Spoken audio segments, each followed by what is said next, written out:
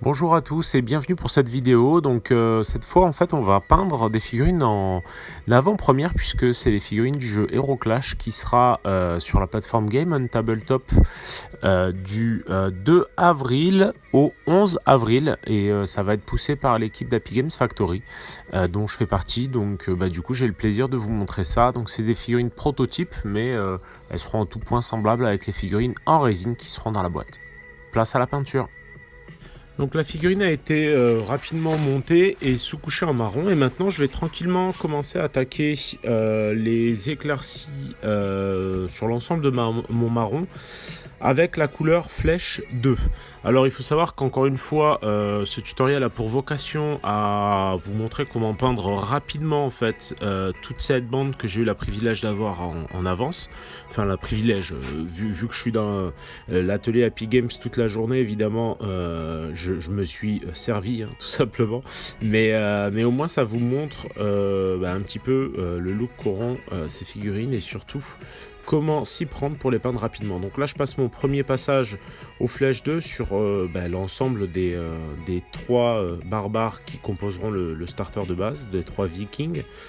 Donc comme vous le voyez vraiment je vais passer un filtre très léger avec cette teinte de sorte à vraiment faire ressortir finalement sur le marron. Donc c'était du Monster Brown que j'ai passé à la bombe Army Painter et du coup je continue tranquillement à poser mes lumières générales avec finalement l'équivalent d'un zénithal. Je vais faire exactement la même chose, à savoir mettre un petit peu de flèche 2 et une petite pointe de blanc dans mon aéro que je vais ensuite faire légèrement buller. J'utilise la gamme Procolor que vous pouvez trouver sur le site Happy Games et à d'autres endroits évidemment, hein. Mais c'est une gamme que je trouve géniale à l'aéro parce qu'elle encrasse beaucoup moins l'aéro que les gammes entre guillemets traditionnelles, que ce soit de la R de chez Prince Auguste ou encore d'autres. Donc comme vous le voyez je booste mes lumières zénithales et du coup ça me permet d'avoir déjà des lumières assez franches, assez marquées sur toutes mes zones de peau et sur toutes les autres zones aussi, mais au moins ça me permet d'avoir une belle accroche pour mes zones de lumière. Donc n'y allez pas non plus trop fort parce que sinon ici par exemple je vais un petit peu fort, ça a tendance à quand même ternir la figurine, donc on n'aura pas une chair très vive, mais au moins là ça me permet d'avoir des zones de lumière bien marquées.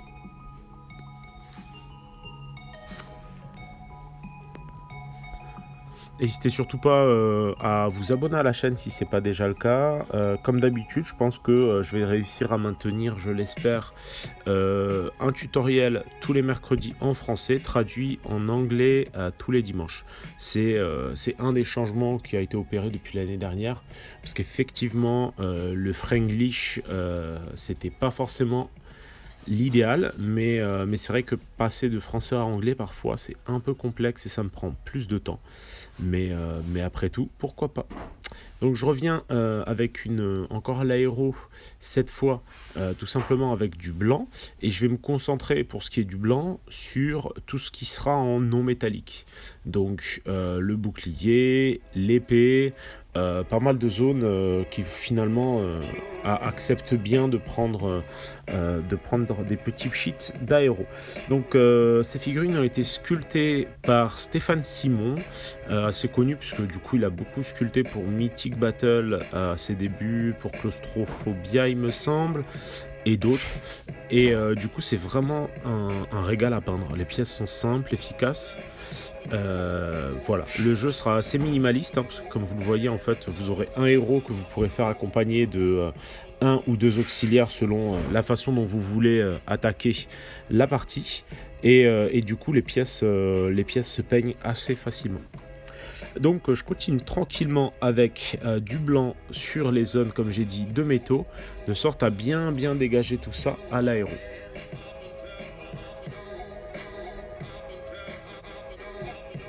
Je continue tranquillement maintenant avec des étapes au pinceau. Donc j'utilise en pinceau un Raphaël 8404 taille 1 ou taille 2 selon le modèle. Là de mémoire je suis sur un taille 2. Et du coup, je vais venir avec du Flesh Wash de chez Army Painter pour finalement baser toutes mes zones de peau, de sorte à avoir tout simplement les zones de peau qui vont se dissocier un petit peu du reste.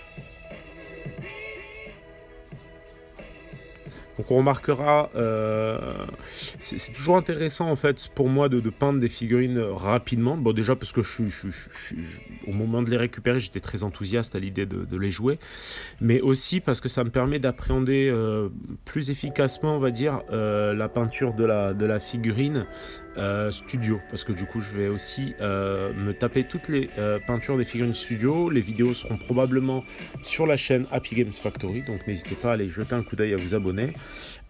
C'est des vidéos qui seront assez courtes, mais où je montre un peu des étapes plus précises. Donc là je passe sur toutes les zones de peau, mais sur cette pièce là il n'y en a pas beaucoup, faut le dire. Et je vais faire pareil avec le héros. Donc ces pièces là, comme je le disais, hein, c'est des pièces prototypes pour le jeu Hero Clash, qui sera en crowdfunding du 2 avril du 2 au 11 avril, si je ne me trompe pas, sur Game on Tabletop. Et en fait ça vous permet, je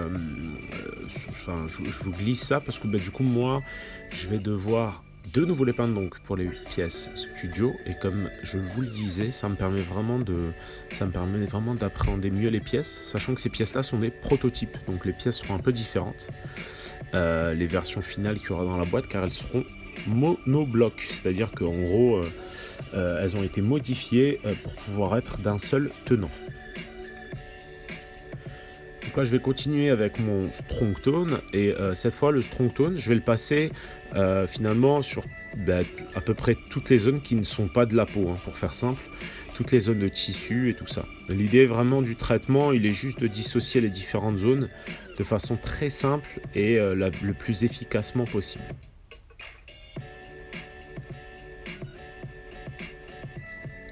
Donc j'espère que ce nouveau format de vidéo où je vous montre vraiment toutes les étapes mais en accéléré vous plaît. N'hésitez pas, comme d'habitude, à poster un petit commentaire, à me donner vos avis, j'en tiendrai compte avec grand plaisir. Donc, comme vous le voyez sur mes mouvements, je ne vais pas hésiter à utiliser vraiment toute l'étendue du pinceau. J'évite toujours de mettre de la peinture trop loin sur mon poil, de sorte à ce que la durée vie de mon pinceau soit meilleure.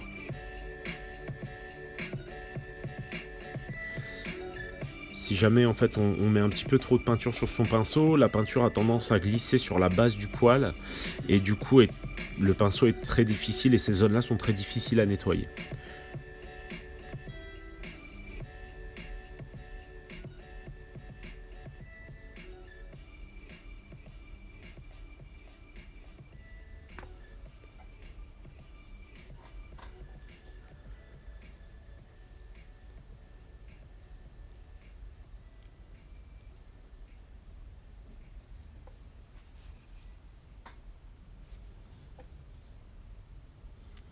Encore une fois, cette vidéo, du coup, la rapidité est augmentée de façon drastique.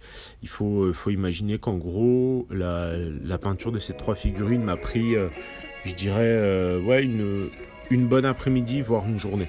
Quoi qu'il en soit, dans votre cas, n'hésitez pas à prendre votre temps pour vraiment avoir le résultat le plus satisfaisant possible. Donc je suis toujours au Strong Tone, hein, pour information.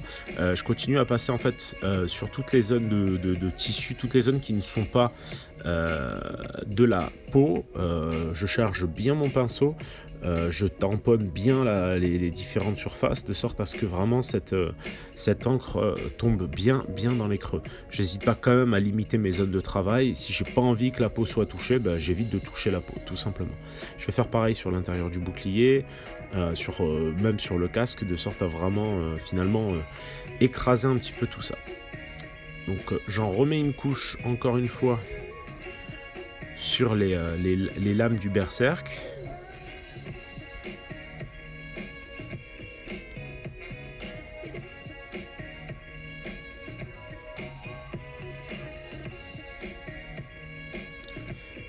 Pareil sur le bouclier. Je vais essayer de vraiment poser toujours, quand je pose mon encre, j'essaie toujours de la poser Dans un premier temps, là où j'ai envie que l'encre soit le plus marqué, et ensuite sur les autres zones au fur et à mesure. L'idée étant que la première zone où je vais poser mon encre, étant donné que j'aurai beaucoup d'encre dans mon pinceau, c'est là où elle va le plus se décharger.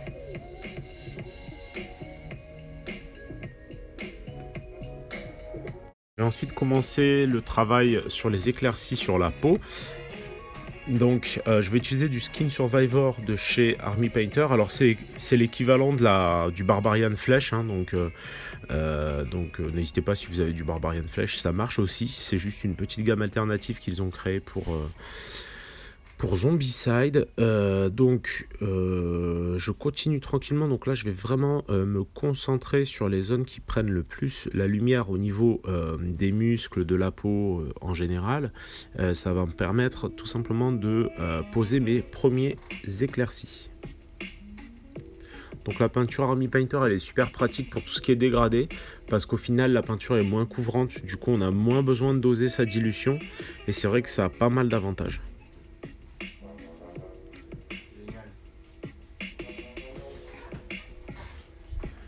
Donc là je continue tranquillement sur les genoux, je vais essayer de me concentrer vraiment sur les zones qui prennent le plus la lumière.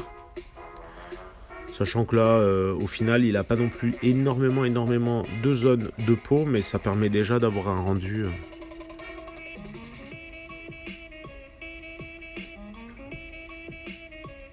Je continue toujours à insister et j'hésite pas sur les zones qui prennent le plus la lumière. Plus je vais passer de filtres successifs, de couleurs, et plus cette couleur va être intense, donc plus ça va donner cette sensation d'éclaircie. Je vais rajouter petit à petit dans mon mélange un petit peu d'ivoire, encore une fois dans une optique de booster la luminosité. Donc toujours pareil sur les zones d'accroche de lumière. Si vous avez un doute sur les zones d'accroche principales, n'hésitez pas à regarder dans des comics ou dans des BD, vous verrez assez facilement. C'est toujours un petit peu la même chose. Donc comme je suis à l'ivoire là pur, je vais pas hésiter aussi à rehausser toutes mes zones de non métalliques, comme d'habitude en boostant un maximum les arêtes.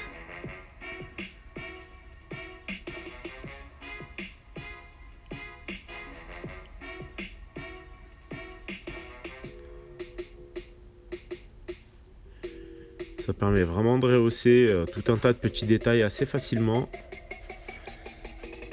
Après, on va avoir une teinte de peau qui va être assez terne, mais étant donné qu'on est en phase de viking, c'est pas très gênant. Et je vais commencer à rehausser aussi les surfaces pour vraiment avoir un blanc qui pète. Je vais faire pareil sur son espèce de plaque ventrale, pour booster tous les petits détails que nous a soigneusement sculpté Stéphane Simon.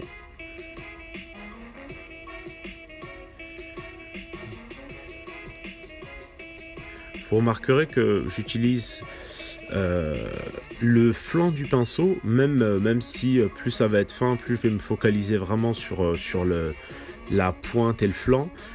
J'hésite pas vraiment à utiliser le flanc du pinceau, parce que finalement ça va me faciliter la tâche. C'est-à-dire qu'en gros, en orientant correctement ma figurine, j'aurai quasiment aucune chance de me louper sur un liseré ou ce genre de choses là.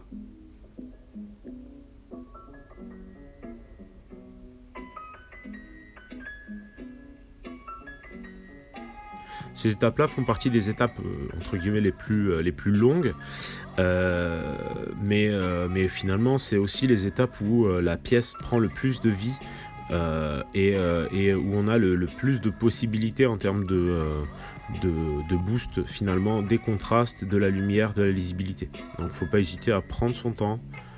Ça fait partie d'une des étapes les plus importantes.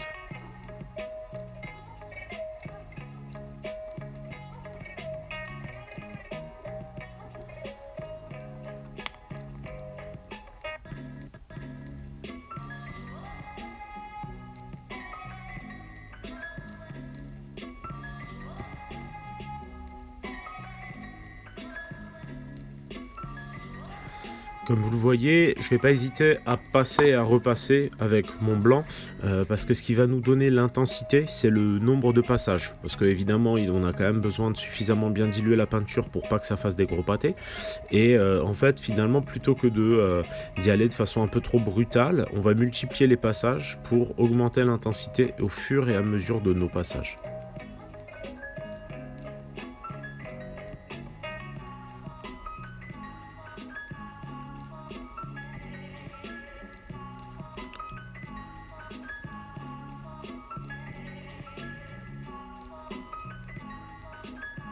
Donc voilà pour la peau et les métaux de cette brute.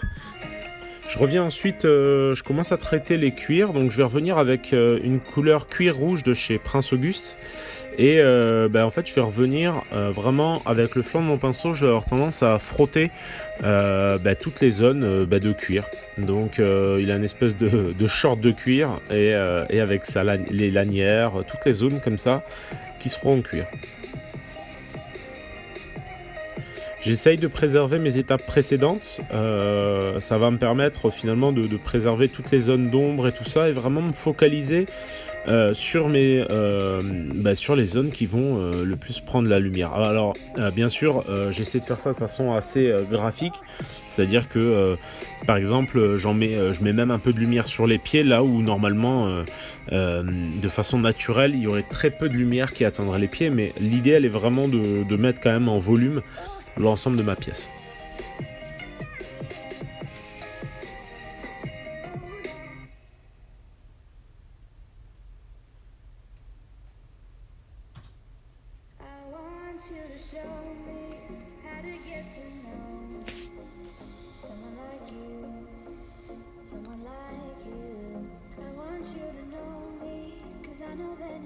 Donc je vais ajouter un tout petit peu d'ivoire pour commencer à poser les éclaircies sur ce cuir rouge. Alors encore une fois, je suis vraiment dans une optique de peinture rapide. L'idée c'est d'avoir des figurines prêtes au combat le plus rapidement possible. Aussi, je vais pas forcément changer autant de peinture que sur une pièce studio, ce genre de choses, mais je vais plutôt essayer de maximiser l'utilisation des peintures que j'ai déjà commencé à utiliser. Donc je reviens avec une petite encre noisette. Cette encre noisette vient de chez Prince Auguste, il me semble. Donc je continue un petit peu à booster mes éclaircies. Et du coup, je vais pouvoir commencer à pousser un petit peu mes ombres dans les cuirs avec cette ombre noisette, de sorte à marquer encore plus les ombres sur les zones de cuir.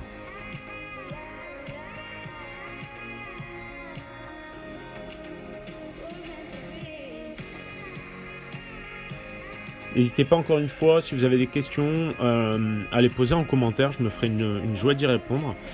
Pour ceux qui prennent plus ou moins la vidéo en cours, donc c'est une figurine pour HeroClash, donc c'est un prototype.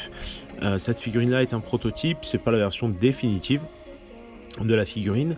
Elle a été sculptée par Stéphane Simon et elle sera disponible du 2, donc le crowdfunding sera lancé sur Game on Tabletop du 2 avril au 11 avril, donc pour un rapide crowdfunding. Et du coup en fait c'est une équipe qui peut aller de une figurine à 3 sur un petit plateau.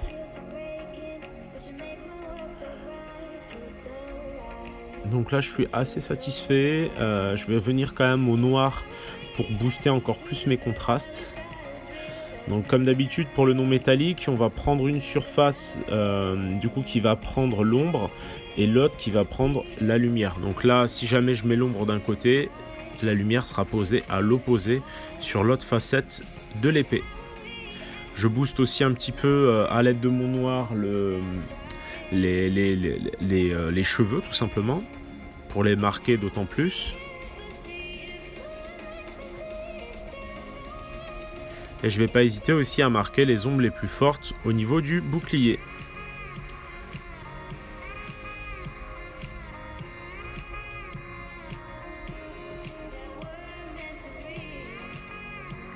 Je reviens un petit peu mettre du noir aussi sur certaines démarcations pour rendre la pièce la plus lisible possible.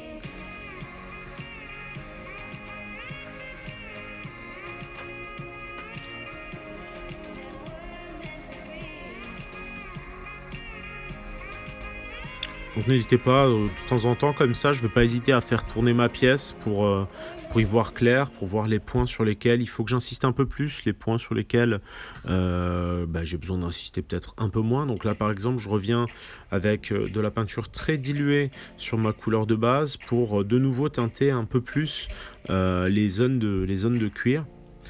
Donc le marron rouge va me permettre de vraiment, donc c'est du cuir rouge d'ailleurs, le nom exact de la teinte, va me permettre finalement de donner un peu plus de peps à mes zones de cuir qui étaient peut-être un petit peu trop écrasées. Je vais revenir aussi avec du bleu marine foncé pour créer un peu de profondeur entre autres choses, sur mes zones de cuir, encore une fois, parce que finalement ça va donner plus de profondeur, étant donné que mon cuir est un cuir rouge. En ajoutant du bleu, vu que c'est la couleur complémentaire, ça va permettre d'avoir plus de profondeur. Ça ne m'empêche pas d'ailleurs de procéder de la même manière un petit peu sur la peau. Et voilà le résultat pour mon chef. Donc je vais procéder exactement de la même manière sur le berserker ainsi que sur le guerrier de base avec hache et bouclier. Donc je vais vraiment booster les lumières sur les épaules et sur toutes les zones qui prennent le plus la lumière tout simplement. L'idée, encore une fois, c'est exactement le même process que sur la pièce précédente qui m'a servi finalement de pièce référente. Et je vais vraiment pas hésiter à me réapproprier un peu les étapes précédentes pour continuer sur ma lancée. C'est l'intérêt aussi de peindre des pièces 3x3, 2x2, 5x5, c'est qu'en fait, au final, les étapes vont être de plus en plus rapides puisqu'on va être de plus en plus à l'aise avec les peintures qu'on va utiliser, avec tout un tas de choses. Là-dessus, il faudra surtout pas hésiter, c'est vraiment un moyen pour réussir à avoir un rendu rapide et efficace.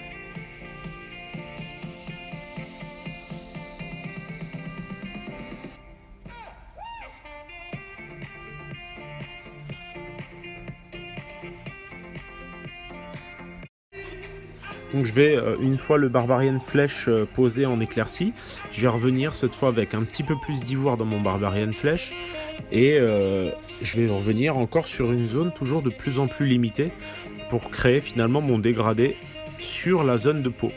Alors beaucoup de gens ont tendance à avoir du mal avec la peau, mais l'idée globalement sur une peau, c'est de ne jamais aller sur trop de contraste. C'est-à-dire qu'en gros, je vais pas nécessairement essayer de dissocier chaque muscle les uns des autres, mais je vais vraiment essayer de poser une lumière générale.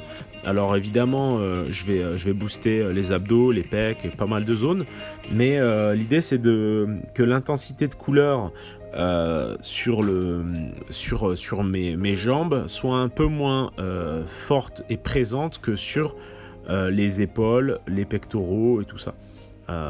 Donc ça va être très important pour avoir quelque chose de sympa sans trop se prendre la tête. Plus ça va aller et plus, comme je l'ai dit précédemment, plus je vais insister sur certaines zones pour marquer de plus en plus les contrastes et avoir quelque chose qui pète de plus en plus.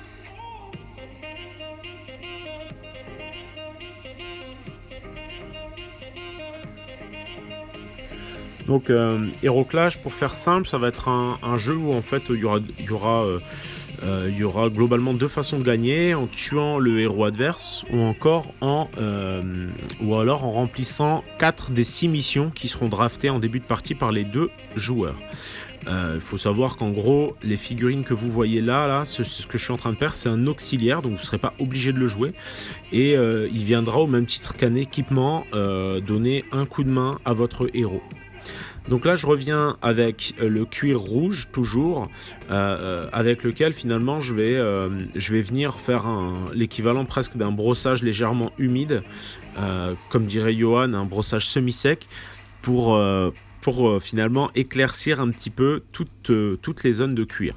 Et dans un second temps, je reviendrai aussi avec un petit peu d'ivoire sur les lames, comme vous le voyez là, toujours en rehaussant les arêtes, pour avoir un résultat qui claque.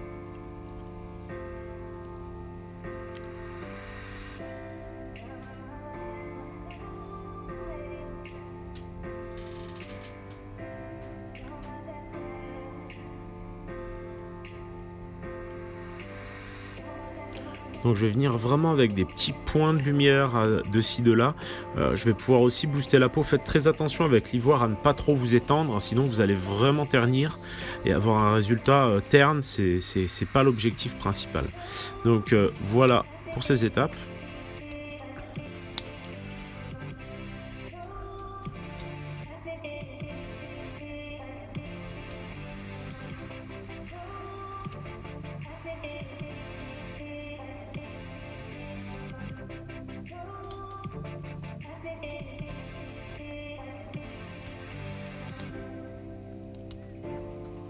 Je rehausse aussi en fait tout ce qui est toutes les lames évidemment, hein, parce que finalement l'ivoire va être une des teintes principales que je vais utiliser sur le non métallique aussi.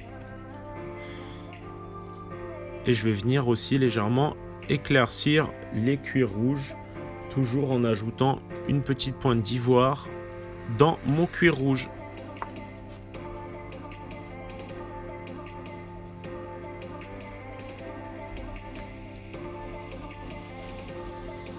Donc il faut savoir en gros que là vraiment encore une fois je rush, hein, mais je vous proposerai aussi des vidéos peut-être qui seront disponibles directement sur la chaîne Happy Games Factory sur les versions studio qui seront quand même d'un niveau un peu plus poussé que cela.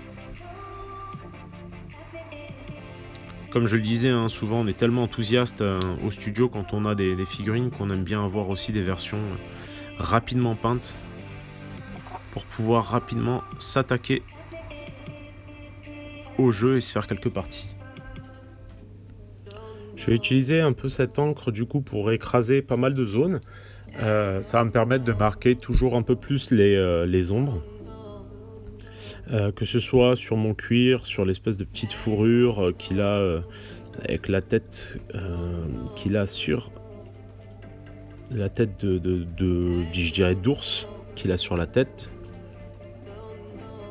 Donc ça va me permettre de vraiment booster tout ça, marquer encore plus mes contrastes pour que ça ressorte. Donc c'est une encre, donc j'hésite pas à la tapoter et à revenir comme vous le voyez là, uniquement avec de l'eau pour finalement l'étaler, l'adoucir.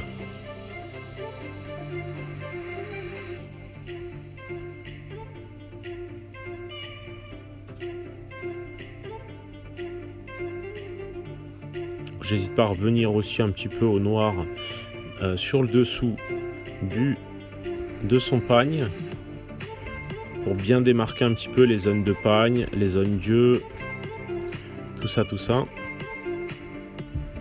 Encore une fois, cette figurine a été sculptée par Stéphane Simon, comme tous les barbares d'ailleurs, comme tous les barbares, vikings, enfin on appellera ça comme on veut, hein.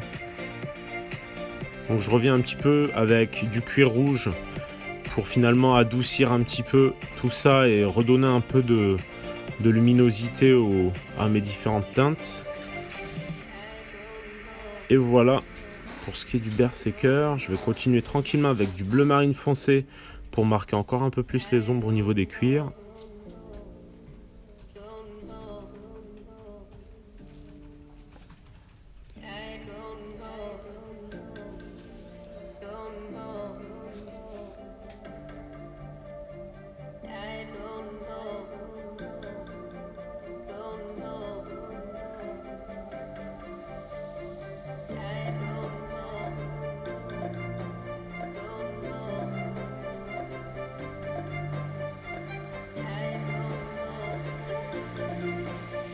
Donc je reviens encore une fois pour booster encore un tout petit peu mes éclaircies sur les différentes zones. Donc on va vraiment s'attarder sur les zones qui seront en marron rouge pour les éclaircir un maximum pour que ça pète.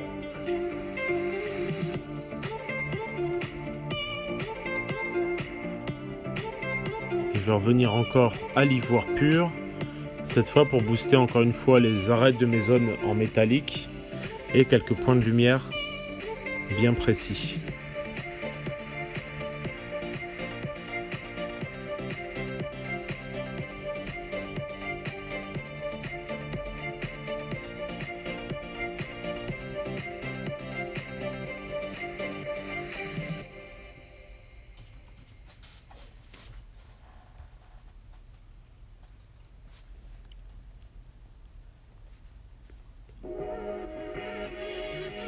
Et voilà pour ce qui est du Berserker.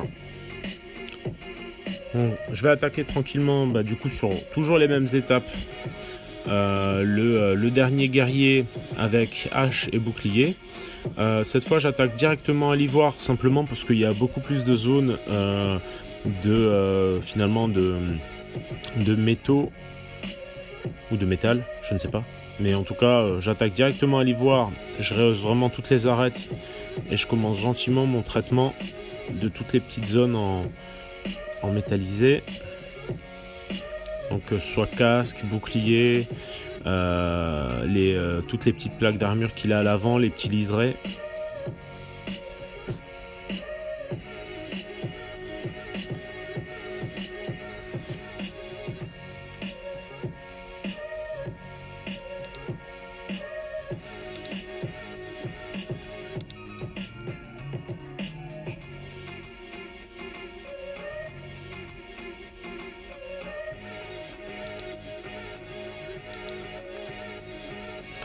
Donc toujours sur le même principe, je vais revenir sur le casque, de nouveau sur la hache, et je ne vais pas hésiter à multiplier les passages à l'ivoire pour continuer finalement à booster les contrastes sur l'ensemble de la pièce.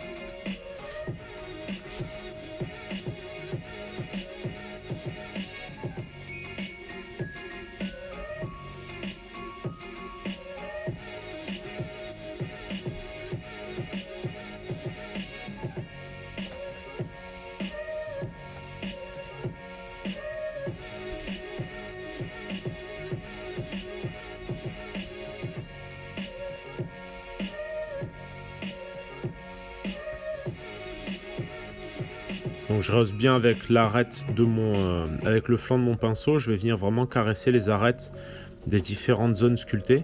Donc les figurines seront en résine, hein, comme sur la version définitive, donc on n'a aucune perte de détail entre la version sculptée par Stéphane Simon et la version qui sera dans la boîte. Les posings et tout ça seront identiques sur les pièces définitives.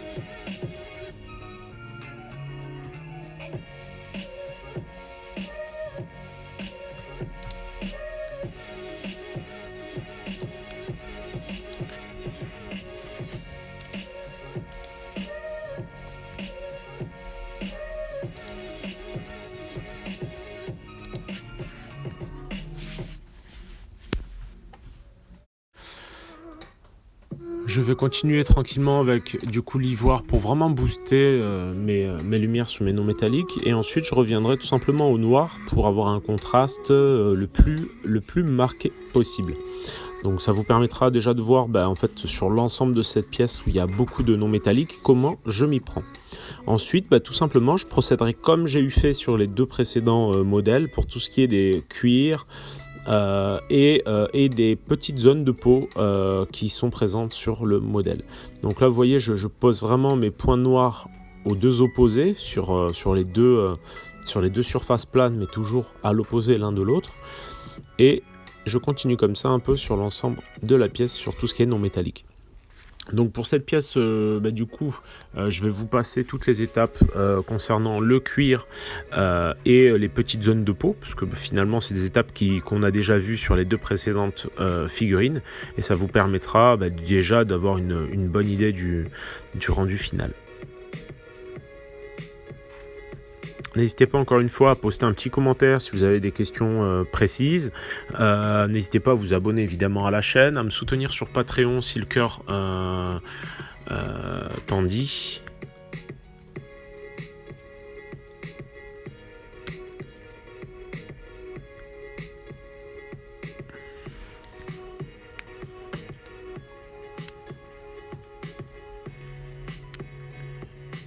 Donc voilà pour ces étapes de non métalliques. Et voilà pour ces Vikings pour HeroClash. Donc j'espère que ça vous aura plu. Si les figurines vous plaisent, je vous donne rendez-vous du 2 avril au 9 ou 11 avril, je me rappelle plus très bien, sur Game on Tabletop, où vous pourrez découvrir ce jeu assez minimaliste mais assez profond qui arrivera. N'hésitez pas à poster vos commentaires, donner vos avis, mettre un petit pouce bleu, ça fait toujours plaisir pour le référencement, et vous abonner à la chaîne si vous voulez voir plus de vidéos. Je vous dis à bientôt, et surtout d'ici là, prenez le temps de peindre un peu.